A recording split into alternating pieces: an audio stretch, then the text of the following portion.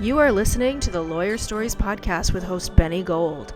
Lawyer Stories was founded in July 2017 on Instagram and is an expanding global network of lawyers and law students sharing their personal journeys to the noble profession of the practice of law. Join us on this podcast as we dig deeper into these stories and hear from lawyers and law students from around the world in all areas of the legal profession. Here at Lawyer Stories, we believe that every lawyer has a story. What's yours?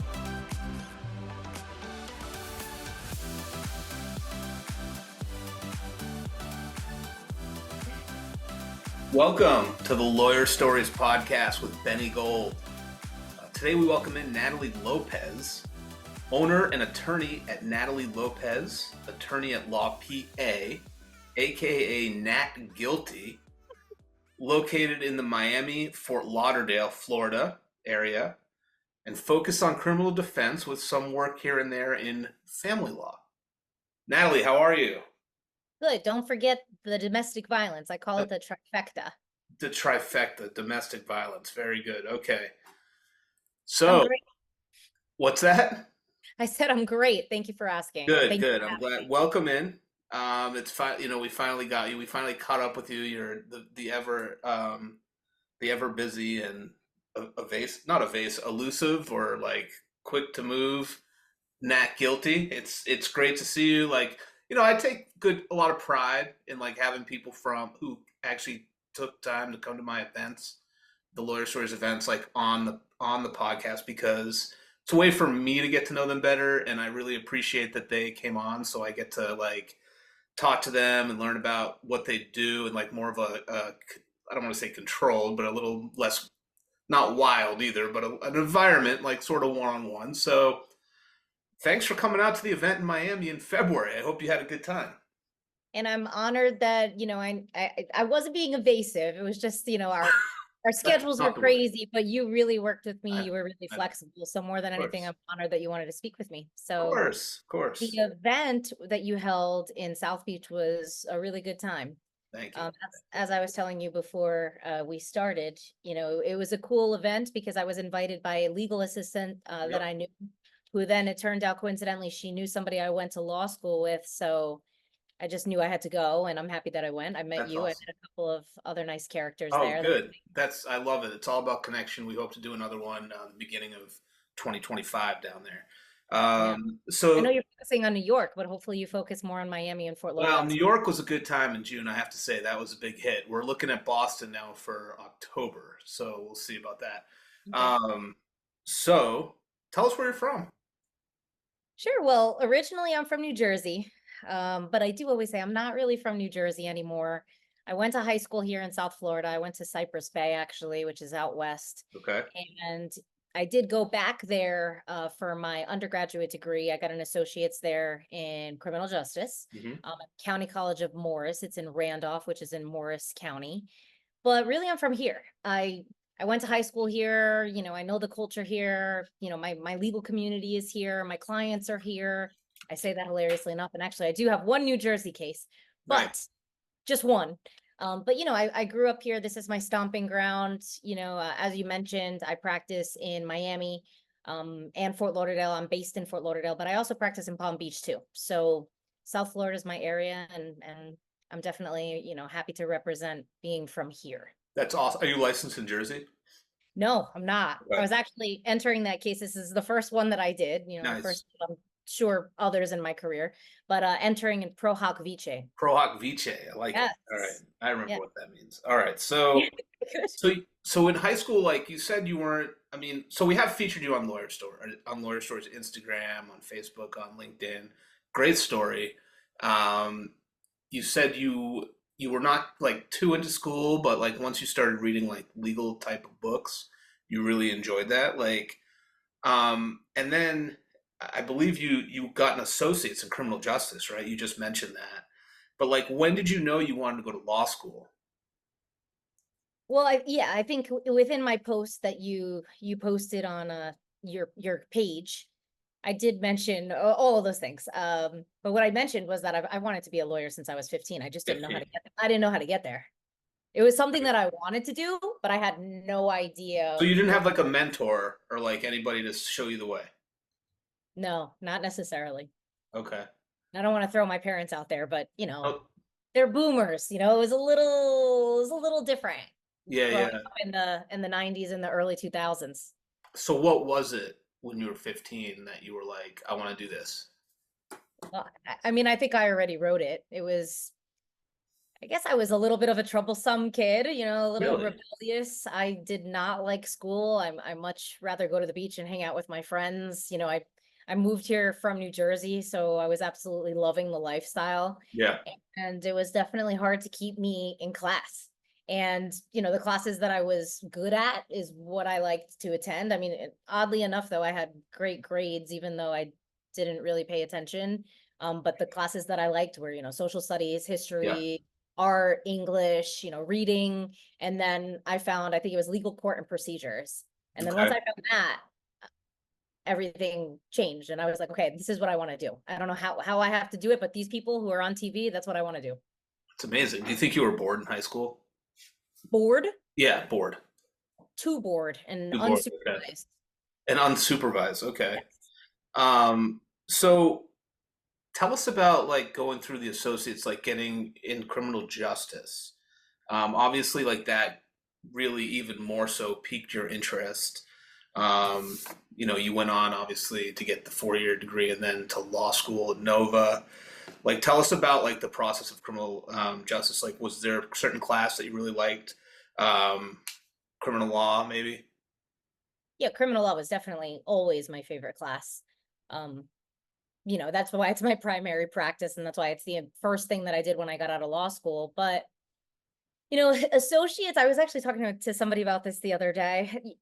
Getting your associate's degree, especially in criminal justice, it's like this first step because, again, you don't really know what you want to do. Like, you're starting to think, oh, well, maybe I could be a cop. Maybe I could be in the military. Maybe I could be a correctional officer. Like, I Right, remember, right. like I'm looking back, and I was talking to somebody recently about how hilarious it was that, I had a momentary thought that I wanted to be a correctional officer. And now I look back like, whew, okay, I Yeah, made the right decision. I guess I don't know. I went down the correct path of, it's not, I mean, not saying that that's not a great job. It is a great job, but it's a sure. tough, No, it's it a tough is job, totally. especially you can't really tell because we're on a podcast, but I'm a pretty petite woman. Would have been odd for me. So instead Yeah, I did get involved in criminal law instead, which there's various stories behind that as well. But just I definitely guess criminal defense, anything having to do with like criminal justice was always my favorite. gotcha. So whatever that entailed, listening to police officers talk about, their work, or just talking about procedures and things like that got me interested. Maybe like local laws, just those sort of courses.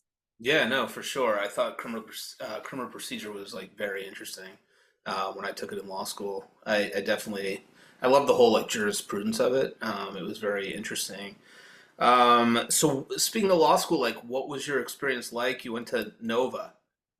I did. Nova Southeastern Yep. University has such a long name. Shepherd Broad Shepherd Broad. College of Law. There you go. That's what it is. My experience was great. I think my experience was like everyone else's, Yep. where we all have this imposter syndrome, and it's like nobody understands us, and we're like the ultimate failures, and we're the only people who understand what we're going through. It's like Yeah. a very myopic view of the world, because I mean, it is really 3 years where you're just in the books.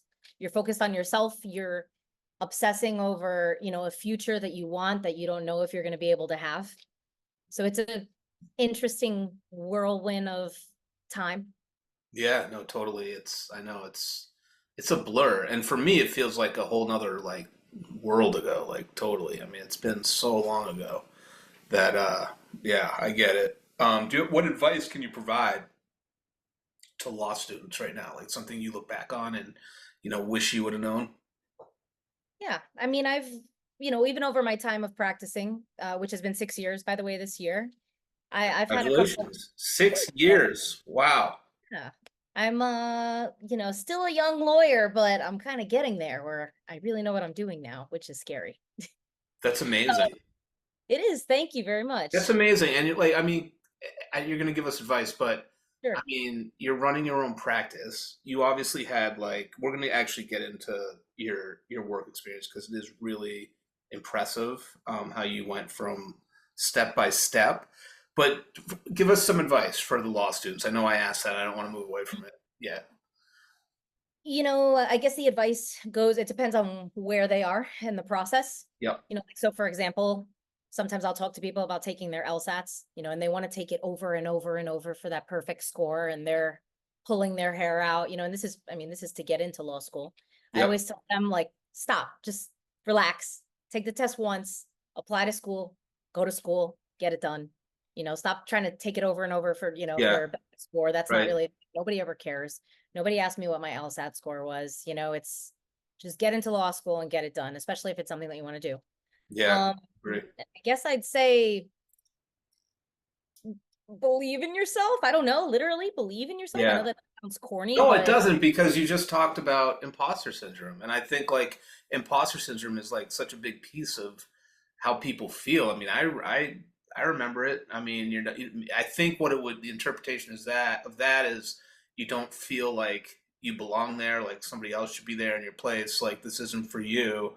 And so like you're coming back and giving us the advice to like believe in yourself. And I think that there's no cliches. Cliches are actually, I believe that cliches are true.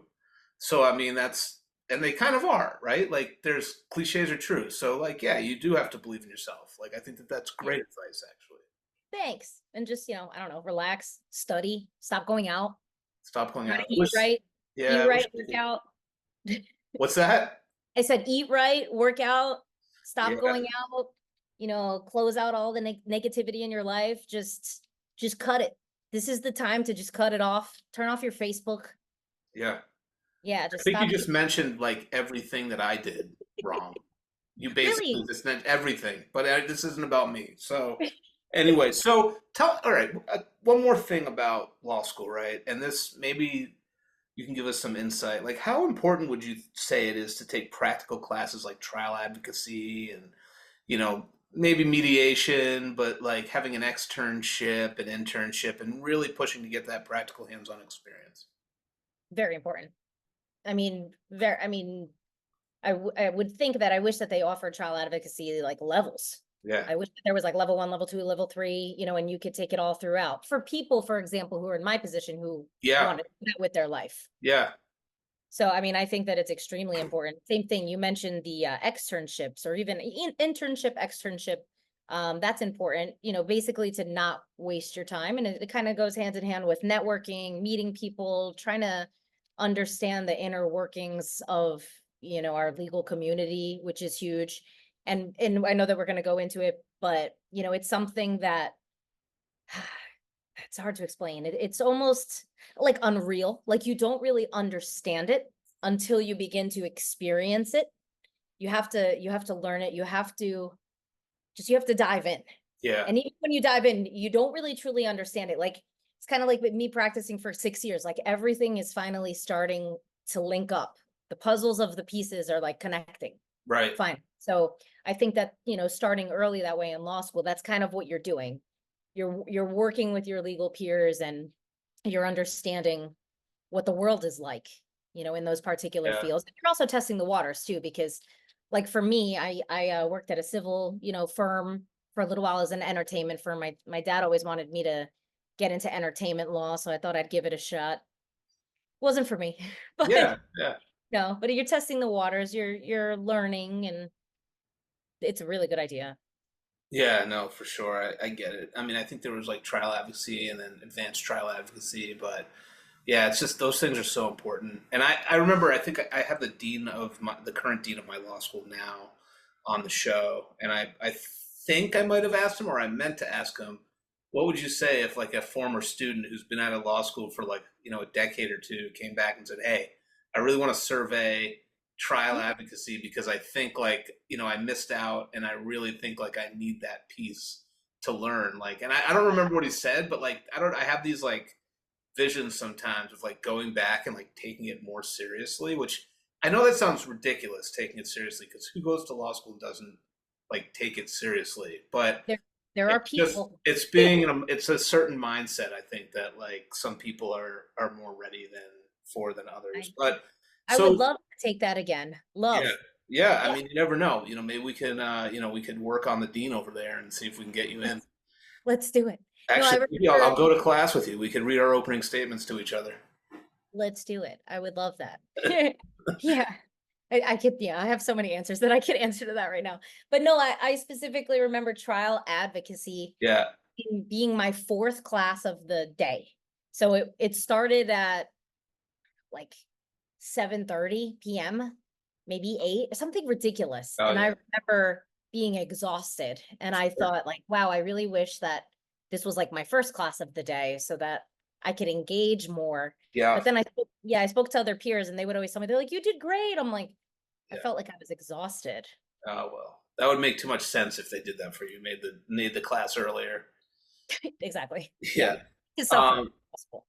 So like you've been like criminal law all the way. I mean, I know you do some domestic violence and family, but what about it? What about criminal law that really like intrigues you? And I know you used to watch the shows and this and that, but I mean, why criminal law? It's a pretty that's a deep answer, you know. I think it's something that it began with high school. Again, I told you I was a rebellious, teenager. I just didn't want to follow the rules. I don't know what was going on really. Okay.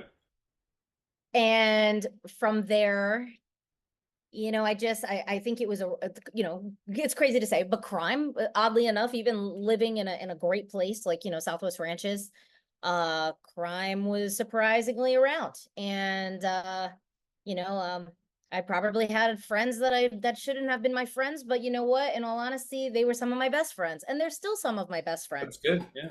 Yeah, and I, would support them throughout their journeys, which sometimes involved, the juvenile delinquency system, and then, later on involved, the adult prison system.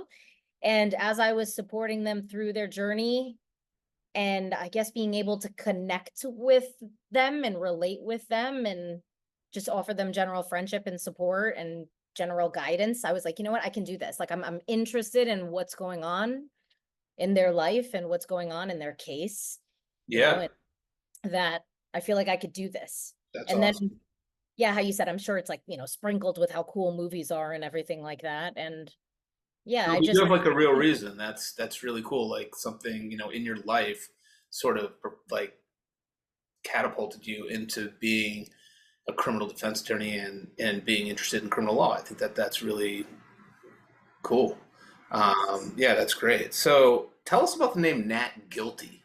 sure. Like that's like the Instagram handle. Everyone, That's super cool. Like tell us about it. everyone is always making fun of me. And it's actually a girlfriend of mine helped me create that. There used to be a curse word in the middle of it. And again, it was a joke.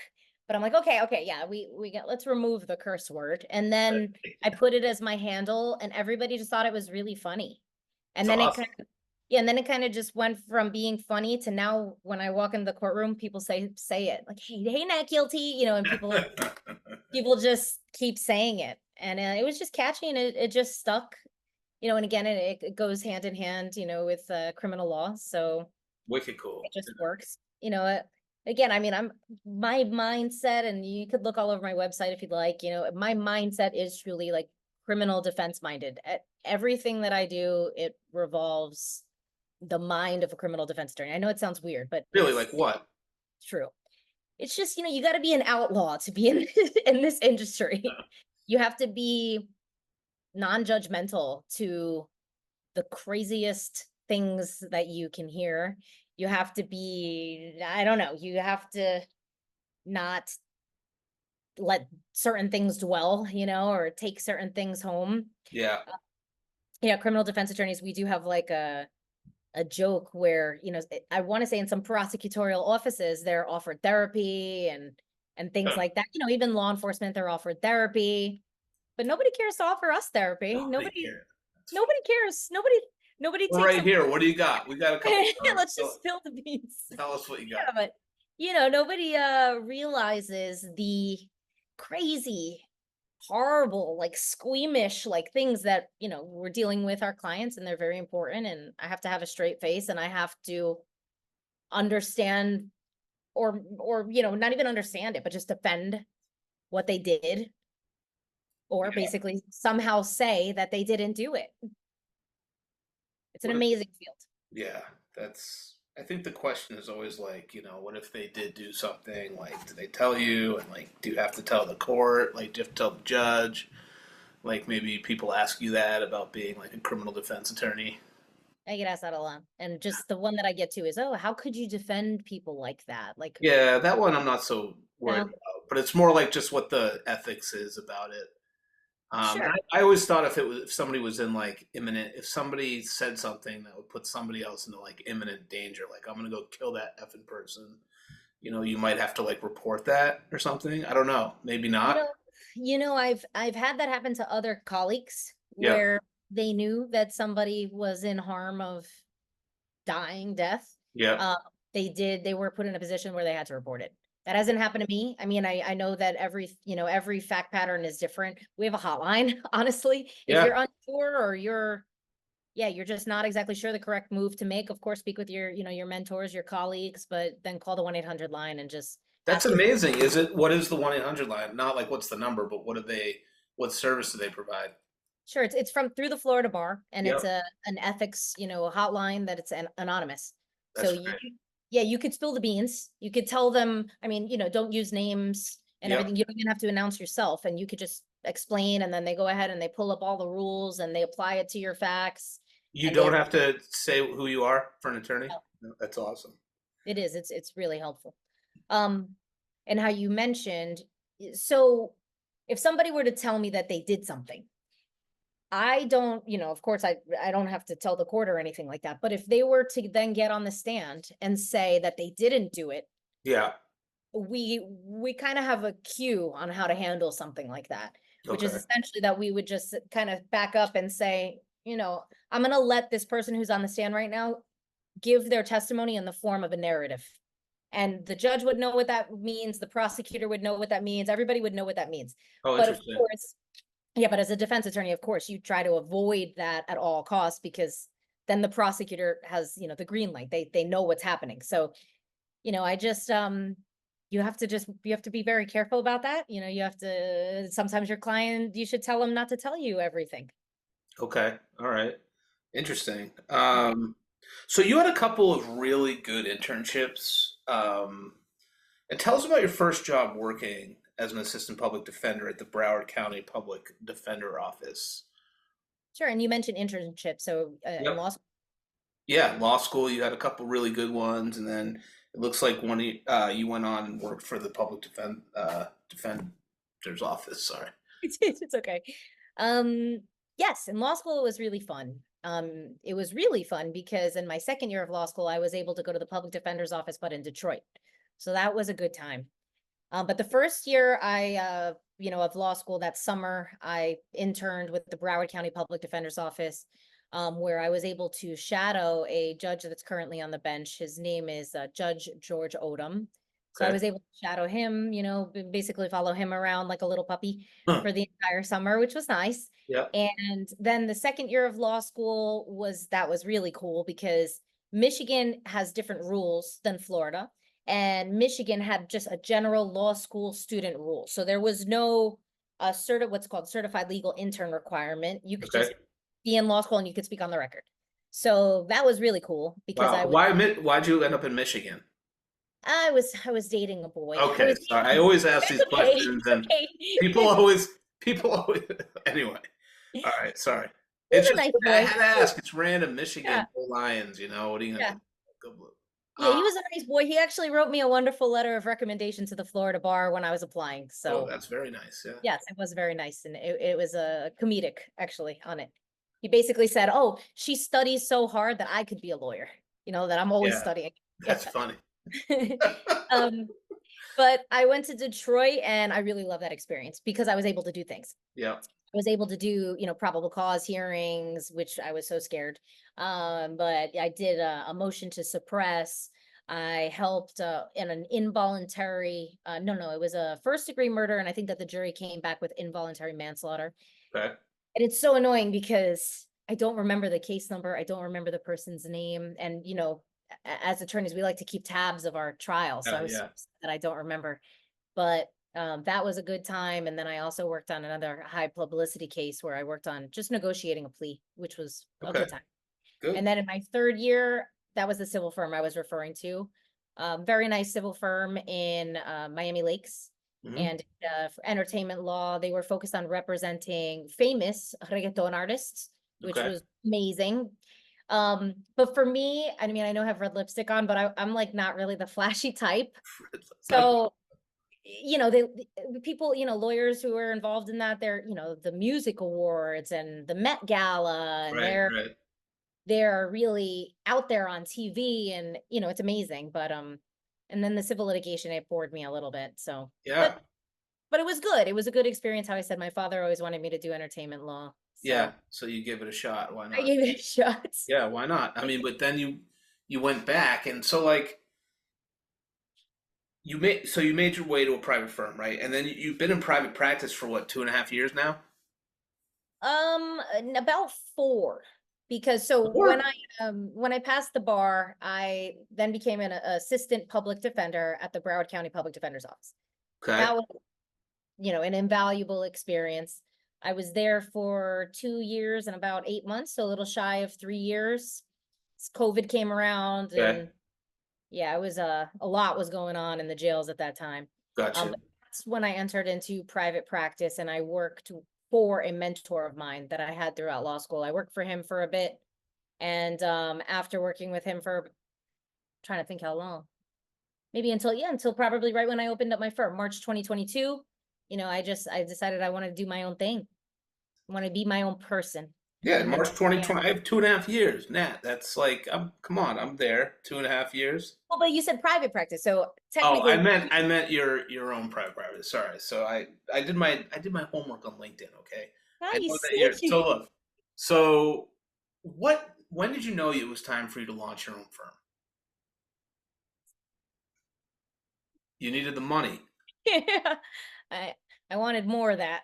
Okay. And I All wanted, right. to just make my own hours and just have my own way of dealing with business, dealing with my clients, dealing with my cases, reaching my own goals, having my own projected future. Speaking of business, though, like that's a lot. I mean, that's like 6 years out of law school, or you're almost right. 6 years out of law school, you said like Yep. 2.5 years at your own firm. I don't know if you employ anybody. I don't know what you have behind the scenes, if it's just yourself. But I mean, how did you learn like all of I have to do this for my taxes, I have to like go out and sell myself, I have to advertise, I have to market, I have to network. What is your goal? Like what was your game plan or mentality around that? I mean, I don't want to be dramatic and say like survival, because that's not true. I But mean, I think it is. No, I think you're onto something. I do. And I would say just making friends, and how, again, another thing to put on a cup, find your tribe, I would say. another thing to put on a cup. We'll sell it in the Lawyer Stories store. By the way, that store's called Remedies, and you can find it on Shopify. But but no, believe in yourself. What's that? Believe in yourself and Believe in find your yourself, tribe. Find your tribe.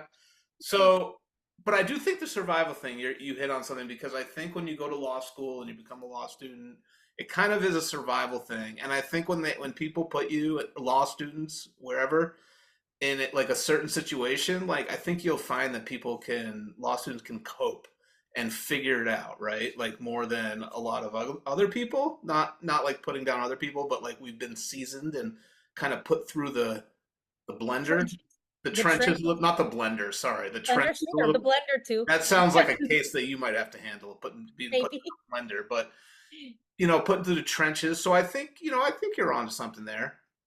Yeah, I would just I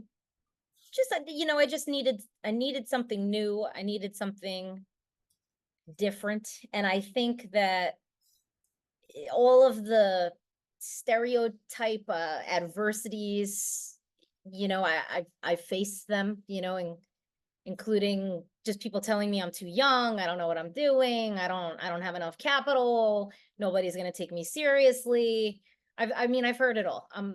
I've heard it all. So I think just making friends was big, making mistakes was big, meaning becoming maybe friends with the wrong people. But remember how I told you, yeah, law school teaches you how to cut Yeah. that off. Hey, if it does Yep. something doesn't serve you, then just keep moving. Right. So I definitely you learned what not to do from others as well as learning what to do. You mentioned, just even accounting or something. I talked to people and I found a Yeah. great accountant, to help me, guide me. Uh, Financial advisors, just picking Yep. up the phone really. Yeah. And I think that's actually surprisingly what being a public defender, like working in public service or, as almost it feels like a social worker, but that's what teaches you how to be like that. Like answer the phone, ask questions, talk to people, figure out Right. who the guy is who has the answers that you need, and try to see if you feel comfortable with that person. So I think I'm always on the phone. Yeah. Like, I mean, you don't seem like somebody who strikes me as shy to make a phone call. I mean, a lot of people don't like to just make phone calls, but I think like, you just pick up the phone and say, "Hey, this is what I'm looking for." I think that's a this is good, what I need. that's a Give it great, to me. that's what I need. Yeah, that's a great Yeah. quality. So, Natalie, tell us about your proudest moment as a lawyer. Wow. My proudest moment as a lawyer. I think, I think every day, I know again, another cliche thing, right? But I really do think almost every day is a proud day because every single day I learn something new. Every single day someone teaches me something, or I see an experience that's just life-changing. It's always new. That's why I love this profession. But I'm trying to think my proudest moment. I mean, like how I said, I think it's like every single day. It's like every single case success that I have, like to speak with my clients. I post this on Instagram sometimes. Like I love to like record people when I walk out of courtroom because even the way that I react and the way that they react, like it's such a proud moment Yeah. because everybody's shocked, including Yeah. myself. Oh I'm yeah. shocked. I'm laughing. Like we're all laughing. Like it's just these roller coaster relationships that I encounter and I get to see from beginning to end, where in the beginning, obviously people come to me with problems. So when I first meet people, they're a mess. Yeah. Either some people don't care, and those actually some are some of my favorite clients because that usually means that they're like some sort of gangster recidivist, or you have the Yeah. normal person who doesn't Right. really get arrested and doesn't normally have domestic violence issues, with their spouse or their partner, and then isn't ready for a divorce, and I'm dealing with somebody who's really going through life-changing things, and then I watch them blossom. Okay. I think Yeah. that's gonna be my proudest is kind of maybe learning more and more about how to manage other people's lives. Wow. Okay. Yeah. That's a good answer. Oh, thank you. What do you like having? What do you like most about having your own firm? Freedom. Freedom. Okay. Yeah, that's a big one, I'd say. Yeah. Freedom is a big thing for my law firm. That's a pretty big motto. That freedom, there's nothing like freedom. Yeah, that'd be a sweet t-shirt too, huh? Yeah, Um, it would. so like, what kind of clients are coming to you? I know you're a criminal defense attorney. Yeah, people who've done like broken the law, whatever, and are in trouble and have been charged. But like, what kinds of cases generally? Well, that's really why I think I started practicing what I call the trifecta. It wasn't a choice. I think that I don't know necessarily how it happened. I think I have some ideas on how it happened, but I got a reputation for handling domestic violence cases. So Okay. just he said, she said, boyfriend, girlfriend, girlfriend, girlfriend, boyfriend, boyfriend, whatever. Beating each other up, I don't know, stabbing each other, doing crazy things, hitting each other with cars, whatever. I ended up getting in that like that domestic unit, or by the way, not even partner and partner. You have family members, brothers, sisters, whatever, whoever lives in a household together. I got a reputation for handling those cases. I have a Maine work husband where he always laughs because he remembers the first time that he met me. I don't remember, but he says the first time that he met me, he went up to me because he said that I was yelling at like a client of mine, like a really tall man. So I was like pointing at him, like, you know, kind of giving him like the piece of my mind. And he said that he came and introduced himself. So I feel like something about the whole ability to manage those sort of cases, you know, and the people in those sort of situations, that's how it got me into this niche. Sure. Okay.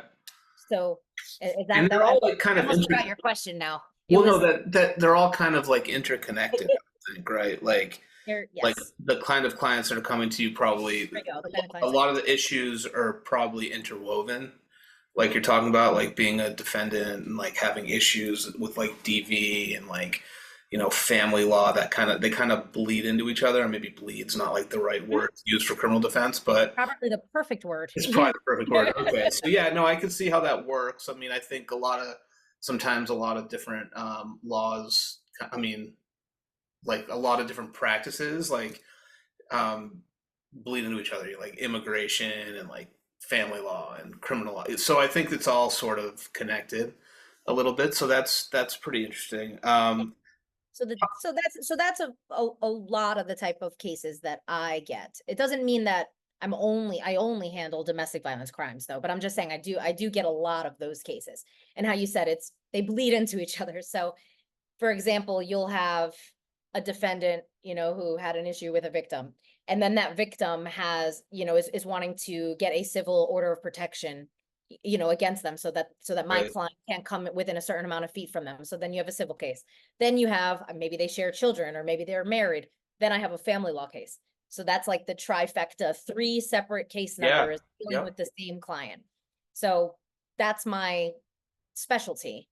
However, you know, I deal with things where individuals are just doing things that they shouldn't. I don't know, grand theft autos, burglary, dwellings, you know, trafficking, things like that. Yeah, no, for sure. So Nat Guilty. Yes. What does it take to be an effective advocate for a criminal defendant?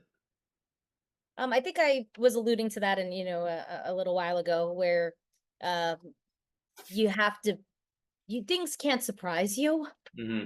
You can't give a judgment, you know, towards the things that you hear, as crazy as they sound, even if maybe you, again, how I told you that, you know, we're not given any therapy. Maybe I think about it at night, but honestly, I really don't. Even if I think about it at night, it's not like judging it or looking at it in a bad way. It's just, yeah, I don't know. It's just understanding the people who are not easily understood. You Yeah. know, normally, you know, you have the state, for example. I mean, everybody has their job to do. So, I mean, it's not like you don't want our state to protect us and prosecute individuals who commit crimes or commit, you know, heinous crimes against people who are harming other people or being a danger to society. But, you know, you have to try to understand the people who are hard to be understood, and you have to not have this mindset where all of those people just deserve to be warehoused in a prison, you know, for the rest Yeah. of their life, and Yeah, for that they sure. have rights too. And if the government thinks that they truly committed a crime, well, the government has to prove it. Yeah, there you go.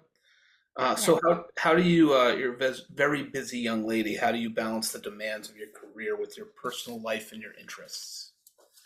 I think I just force it. I think my calendar is my best friend. Who I think I'm gonna sneeze. Achoo! God bless you. Thank you. Oh, one more. Achoo! God Okay, bless you. I'm done. Um, I would say I saw it on Instagram actually. I don't know. Do you follow Overheard Courthouse? No, I think I've seen it, but I don't think I follow it. So funny. But Really? it's just like transcripts of what's going on in Oh, in the courthouse and inside of courtrooms, and they post funny things. So someone recently posted where it was like, you know, somebody sneezing, and then the court says bless you, and then the court says, for the record, you know, somebody sneezing, and I'm saying I'm like shit. responding. I'm not just blessing everybody over here in the court. Yeah, Yeah. that's true. That's funny.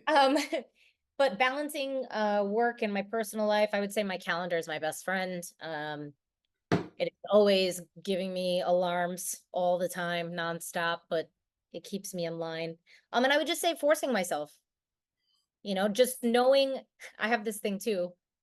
I think all lawyers do, where we just say everything is going to work out because it always does, Yeah. no matter Yeah. what. Yeah. Like, and even in jujitsu, actually, at a gym I work out at, one of my coaches would say that too. He's like, "What's 1 hour? Like, if you're here for 1 hour, even if you have a trial tomorrow, like, what's 1 hour?" Yeah. I like that. That's really good advice that he's giving you. Yeah, which Yeah.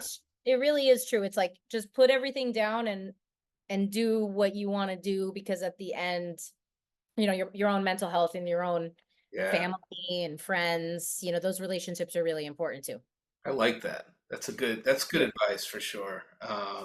Especially if you're in there for an hour and you can like sort of unplug. I know some of us like listen to music and stuff on the phone, and it's just like, just kind of want to put it down, you know? Um, but anyway, so that's great. So if you could go back in time, what advice would you give your younger self before starting law school? Probably what I just said. It's all Okay. gonna be okay. It's all gonna It's work all out. going to be okay. It's all It's going to all be gonna work out. okay. It Gotcha. always does. All right. It's as long as, you work hard, you believe it, you work at it every day. I mean, it's called the practice of law for a reason. It truly is a craft. It's not something that you're gonna be good at in a day. Right. I personally never ever feel prepared enough, no matter how much I prepare. I always feel like I'm missing something all the time. I heard, by the way, that goes away a little bit.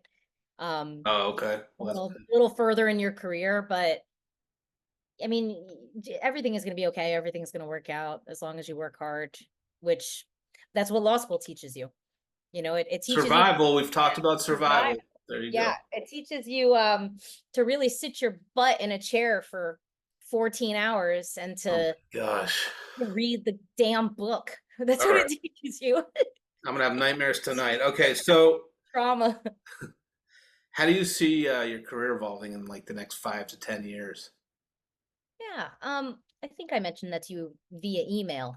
So I'm Yep. happy that you brought that up. Um, I think that this kind of goes back to, you like when you are first starting a career, and again, how I mentioned, like, oh, I want to be that lawyer that's on television, and you think like, okay, I'm going to finish law school, or I'm going to finish whatever schooling is needed, and that's going to be me in the snap of a finger. And the truth is that that's not true. There's different levels to this. There's different experience that's necessary. There's different prerequisites that are necessary. So I think that where I see myself is just taking more serious and complex cases as I age.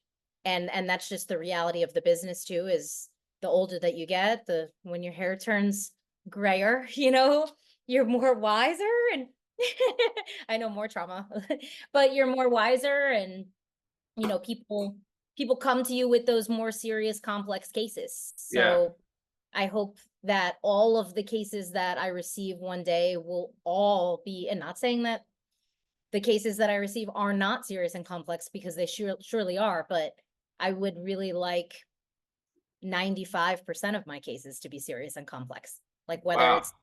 whether it's stealing millions of dollars, or heinous murders and such. So that would be a Wow. beautiful projection into my future, I think. Big things. We're looking for big things out of Nat Guilty. Thanks. I want like cool fact patterns, like Cool really fact patterns. cool Yeah. fact patterns. There's this guy on TikTok who talks about true crimes. I don't know if you see him. His name's like I don't know. I'll have to tell you sometimes, Maybe send it to me later. but it's, I'm yeah, on TikTok.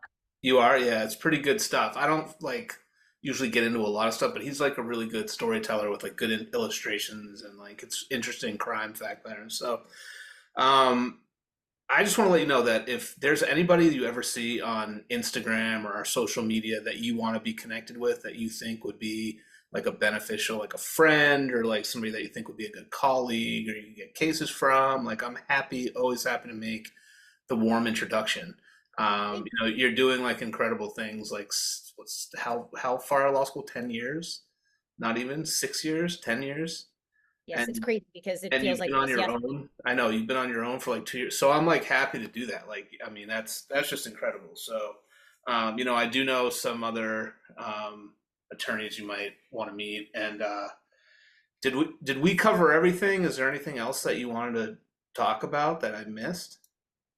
No, I mean, you say like projection into the future, or where do I see myself? I was thinking that it would be so cool to come back, in 3 years and see Yeah, where I am, yeah, because definitely. you mentioned, and I've been open in business for 2 years now, and so much has happened. Yeah, Like the cases that I've start to take, my interests have changed. Just so many different things have been changing. So I have a lot of thoughts for the future. So like even tomorrow and through Friday, I'm going to go to what's called a Life Over Death conference in Orlando, which is focuses on death penalty education. wow. So things like how I said, serious and complex cases in my future, I don't necessarily know where that's going to lead. I also didn't think I would, like, that wasn't always like a feature of mine necessarily that I was totally interested in, but once I realized that I qualified for certain things, like I currently qualified for co-counsel on death penalty cases. Once I realized that, I was like, oh, wait a second. What do you What? mean you qualify for those? Yeah. So remember how I was telling you that there's prerequisites for certain levels of things? Oh yeah, Right? okay. So in our state, and in many other states, you actually have wheels that private attorneys can be on, criminal defense attorneys. We can be on wheels where we get cases that are appointed to us. So Okay. I'm on the state wheel as of right now. I'm working towards being considered for the federal wheel as well. Gotcha. But Okay. you're on a wheel where when you have an indigent client Yeah. who cannot be represented by the public defender's office for whatever reason, various conflicts, then the judges, the courts, they go through the wheel. Oh, which private attorney is available next? Like Gotcha. literally on a Gotcha. rotational wheel. And I'm eligible for the state only as of right now. Do they pay you, or does it have to be pro bono? They pay No, you. it's paid. Yeah. It's Okay. paid. Yeah, I remember that. That's like the court. Like, okay. Yeah, I remember Mhm. that. Okay. Yeah, it's they're lower rates, but again, Yeah. it's like those fact patterns though. Like there's Yeah. nothing Yeah. more special than those wacky fact patterns that you don't No, always I get just with didn't know what you private. meant, like being qualified for like a death penalty Well, case. yeah. So when you're on the state case and actually even the federal too, the federal has certain levels of things, including like appellate attorneys, right? You could be like appellate attorney on a criminal case, but you need certain qualifications in order to meet the criteria. So for the state appointed cases, I have met the criteria to be co-counsel on a death penalty case. So Okay. the thing is I'm not there yet on a death penalty case. You need more, murders as lead counsel and whatnot in Gotcha. order to Okay. be So that's what qualified. it is. It's sort of like an experience based thing. It's Gotcha. an Okay. experience-based Gotcha. thing. Yeah. So I feel like, as time goes on, I rack up these different, experience Yeah. cases, and then I'll be qualified for more things. So as of right now, it's co-counsel death. Maybe in the future, it'll be lead counsel death. Wow. All right. That's incredible. I can't wait to see. Thanks. Well, next time I see you, maybe in January, if we have an event down there, you'll be telling me about all these like crazy cases that you have. I could already tell you about crazy cases, but yes, you're right. That's awesome. All right. Was there anything else that we didn't cover tonight? I don't think so. What do you think? No, I think we did great. And so did you. You did great. Thank Congrats on all your success as a young lawyer there in Florida. Criminal defense. We do criminal defense, some family, and domestic violence. Domestic violence. I don't want to forget the trifecta. Sorry. Yes, don't forget the trifecta. And I'd like to, say that I'm honored because I don't think that you have interviewed many criminal defense attorneys. No.